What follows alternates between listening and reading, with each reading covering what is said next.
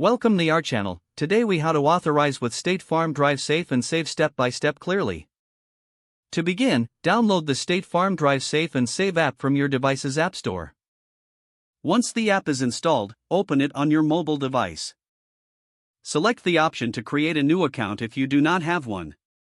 Enter your personal information as prompted, including your name, email address, and phone number. After completing your registration, check your email for a verification link from State Farm. Click on the verification link to confirm your email address. Return to the app and log in using your newly created credentials. Navigate to the Drive Safe and Save section within the app. Follow the prompts to link your vehicle information. Provide the necessary insurance policy details to connect your account. Next, grant the application permissions to access location services. This allows the app to track your driving habits accurately. Review and accept the terms and conditions presented by State Farm. Confirm your settings and proceed to complete the authorization process. You will receive a confirmation message once your account is successfully authorized. Congratulations, you have now authorized with State Farm Drive Safe and Save.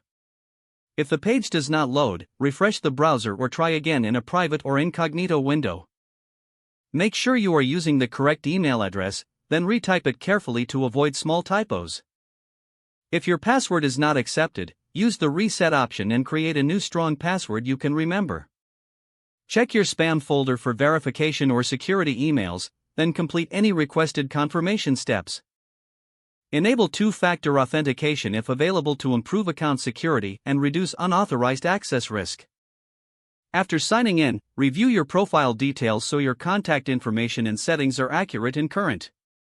If you see an error message, note it down and try again after restarting your device and internet connection. Log out when you finish, especially on shared devices, to keep your account and payment information secure. If the page does not load, refresh the browser or try again in a private or incognito window. Make sure you are using the correct email address, then retype it carefully to avoid small typos. If your password is not accepted, use the reset option and create a new strong password you can remember. Check your spam folder for verification or security emails, then complete any requested confirmation steps.